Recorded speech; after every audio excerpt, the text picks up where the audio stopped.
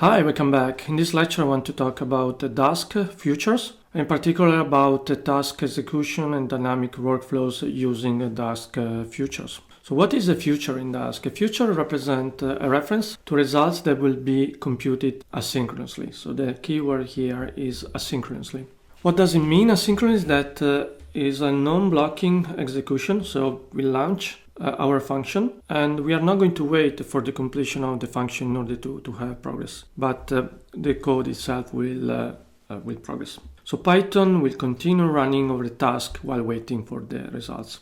Dask future enable a parallel execution without waiting for each task to complete sequentially. So in these slides we have an example. We have results equal to function x. This is a synchronous execution. So in order to progress with the code, we need to wait for the completion of the calculation of the function. In the asynchronous execution model used by future, this will run in the background and retrieve the results later. So we do future equal to client.submit. At this point, we submit the task to be executed. In this case is a function of x. And we launch it, but we do not wait in order to progress to the next part of the code. Dask future provides real-time execution for independent tasks, so it's very good if you have a real-time problem. It's quite different from lazy execution that we have been discussing so far.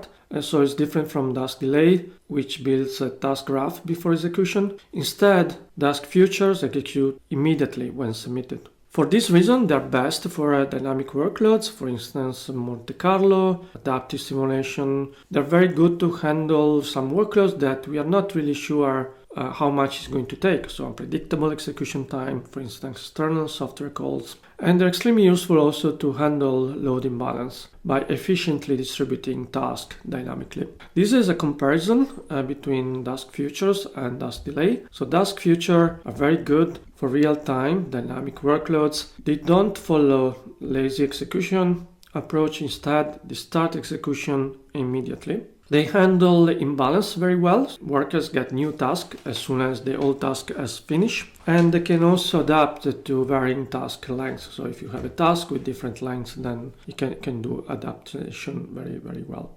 One important point is that it requires a Dask distributed. So you need to have a distributed scheduler instead of just plain task. Here, an example using Dask futures for load balancing. We have a function variable task that takes an amount of time that is random, right? So we have time sleep where you basically put to sleep the execution, and the length of the execution it varies. Right. After that, they're sleeping for a little bit. It compute x squared. So the way to submit a future is by calling the function submit. So this is the client from our Dask distributed. When we do submit, the name of the task that submit and the arguments. In this case, we're submitting 10 futures. And then also we have a way to gather the results, the returning values from this task,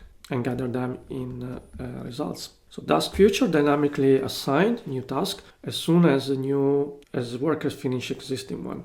Workers execute task as soon as they finish the previous one, and this allows for a very efficient load balancing. There is no need to predefine dependencies as in Dask delay, because it's not anymore lazy execution. So we submit a future by using the client interface in Dask distributed, calling the submit. This will schedule a function to run asynchronously on a Dask worker, and this will return a future object that can be queried or retrieved later. To collect the results, so we have a task that is returning a certain value. We can collect the values from different functions that have been run asynchronously using the function gather. So we have a client object .gather, and this will allow us to collect. So this will collect all the results, and then here we print it. Other useful function for Dask futures are future.cancel, cancels running computation, clients.cancel futures, done, and as completely. So all these provide different means to check for the completion of the Dask futures. Dask futures are quite useful whenever we have some executables and binary that we want to run, for instance, a different Python code.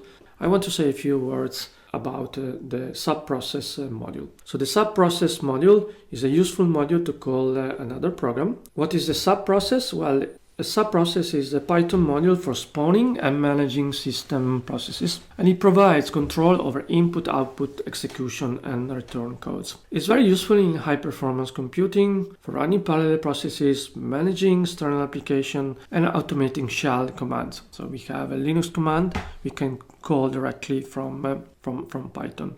Why we want to use subprocesses? Well, we have to because it replaces older modules like os.system, os.open, and it can offer final control on the process execution. Most importantly, it can handle efficiently input and output redirection and communication between different subprocesses. There are a few key functions. The basic one is import subprocess, and then we just run. In this case, we run the Linux command ls, then with -l. This will correspond to call from Python the ls -l to give a list of our files and directory. We can also capture the results of running some code, some executable. In this case is a Linux command echo lohpc, and we can actually capture what is the output of our command.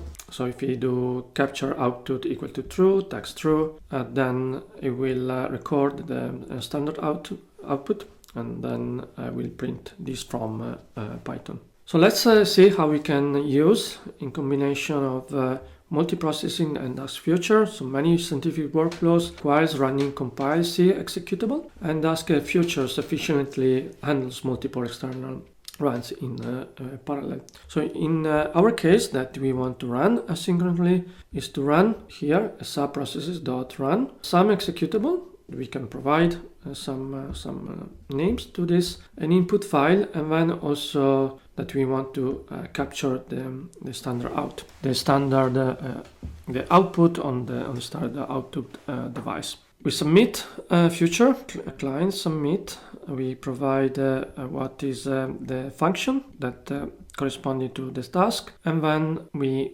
provide the executable to run, that is this, and then the series of input files. So if we want to use different input files, so we can provide information about the name of the executable and the name of the input file. Once that we run it, then we can also collect the results. So each C executables running in parallel without blocking Python, and Dask dynamically balance tasks across available workers. And there is no need to estimate execution time in advance. Let's say that one executable is faster than the other one.